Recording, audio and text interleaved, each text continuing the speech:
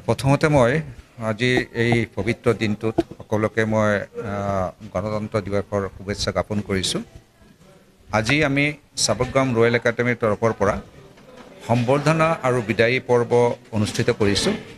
ইয়াতে আমাৰ যোৱাবেলি higher secondary পৰীক্ষাত 4জন ছাত্ৰই above 75% লৈ পেলাই ছায়েন্স ষ্ট্ৰীমত আমাৰ এই বিদ্যালয়ৰ পৰা পাছ কৰিছে। তেখেতসকলক আমি আজি আনুষ্ঠানিকভাৱে আমাৰ এই ৰয়েল একাডেমীৰ তৰফৰ পৰা সম্বৰ্ধনা জনাইছোঁ আৰু যিসকল ষ্টুডেণ্টে এইবাৰ হায়াৰ ছেকেণ্ডেৰী ফাইনেল পৰীক্ষাত অৱতীৰ্ণ হ'ব তেওঁলোকক আমি বিদায় দিছোঁ।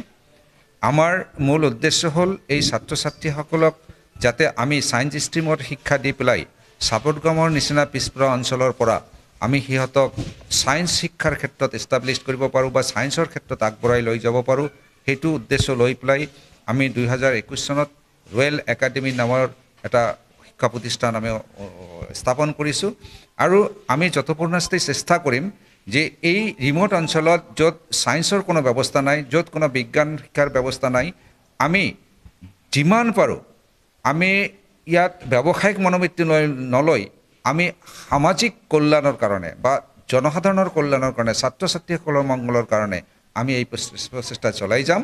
আমি আশা কৰিছোঁ যে অদূৰ ভৱিষ্যতত আমি আমাৰ যিকোনো আন্তঃগাঁথনিৰ যিখিনি অভাৱ আছে সেইখিনিও আমি সম্পূৰ্ণ কৰি এটা ফুল ফ্লেজেড ছায়েন্স ইনষ্টিটিউট স্থাপন কৰাৰ কাৰণে আমি চেষ্টা কৰিম। হয়, প্ৰথমতে মই আপোনালোকক মোক দুই এষাৰ কোৱাৰ কাৰণে ধন্যবাদ জনাইছোঁ।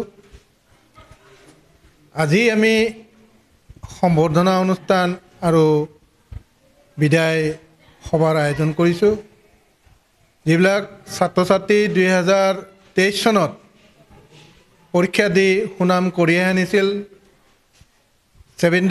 ছায়েন্স ষ্ট্ৰীমত প্ৰায় 75% পাইছিল, তেনেকৈ আৰ্টছ ষ্ট্ৰীমতো কেইজনমান লেটাৰ লৈ ষ্টাৰ মাৰ্ক লৈ পাছ কৰিছে।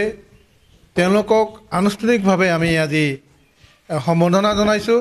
লগতে যিবিলাক ছাত্ৰ ছাত্ৰীয়ে এইবেলি HS ফাইনেল ইয়াৰত উপনীত হ'ব তেওঁলোকক আমি এটা বিদায় জনাইছোঁ।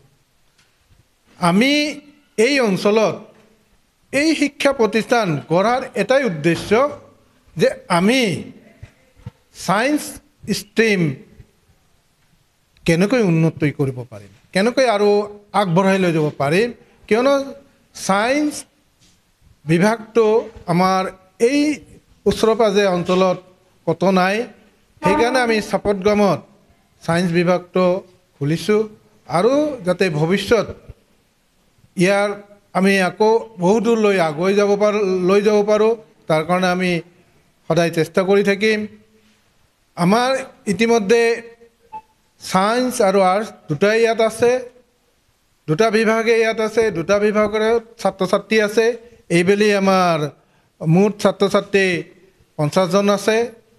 তেওঁলোকে প্ৰায় মেধাৱী ছাত্ৰ, আগলৈ তেওঁলোকে ভাল ৰিজাল্ট কৰিব বুলিও আমি আশা ৰাখিছোঁ। ভৱিষ্যতে ছাত্ৰ ছাত্ৰী আৰু বেছি হ'ব বুলিও আমি আশা ৰাখিছোঁ। যদি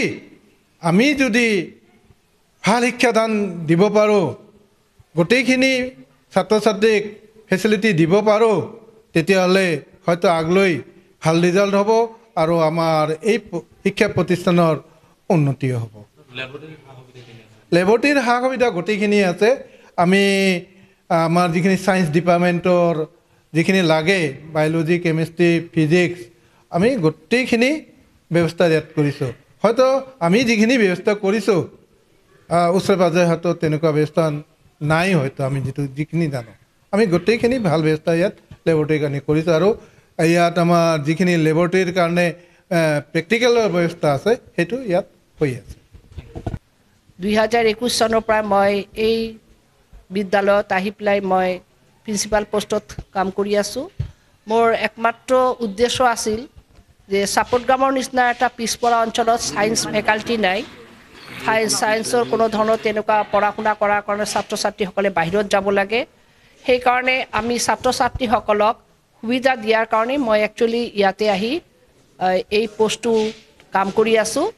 আৰু প্ৰথম বেষ্টতে আমাৰ 4জন ছাত্ৰ ছাত্ৰীয়ে স্কুটি ডক্টৰ বাণীকান্ত মেমৰিয়েল যিটো এৱাৰ্ড সেইটো লাভ কৰিবলৈ সক্ষম হৈছে আৰু আমাৰ ছাত্ৰ ছাত্ৰীসকলে যথেষ্ট ডিচিপ্লিনড যথেষ্ট পৰিশ্ৰমিক আৰু সিহঁতে কোনো ধৰণৰ নকল বা কোনো ধৰণৰ বেলেগ ব্যৱস্থা সিহঁতে তেনেকুৱা ধৰণৰ আমি শিক্ষা দিয়া নাই আমাৰ টিচাৰসকলেও ৰেগুলাৰ ক্লাছ কৰে ৰাতিপুৱা 8 বজাৰ পৰা 3 বজা 3:30 বজা কেতিয়াবা ৰাতিও হয় আমি এনেকুৱাকৈ আমাৰ ছানডেও আমি ক্লাছ কৰাওঁ গতিকে আমাৰ শিক্ষানুষ্ঠান এই অঞ্চলৰ ভিতৰতে আটাইতকৈ হাইয়েষ্ট ক্লাছ বোধহয় আমাৰ সাপটগ্ৰাম ৰয়েল একাডেমিত হৈ আছে আমাৰ ইয়াতে ফিজিক্স কেমিষ্ট্ৰি বায়'লজি প্ৰত্যেকটো সায়েন্সৰ ফেকাল্টিৰ উন্নত মানৰ বিভিন্ন এপাৰেটাছ সঁজুলিবিলাক আছে ইকুইপমেণ্টছবিলাক আছে হয়তো কিছুমান শিক্ষানুষ্ঠানত সেইবিলাক ফেচিলিটি দিব পৰা নাই কিন্তু আমি দিব পাৰিছোঁ আৰু সেইকাৰণে আমি আমাৰ কৰ্তৃপক্ষক মই ধন্যবাদ যাচিছোঁ লগতে আজি আমাৰ যিসকল ছাত্ৰ ছাত্ৰী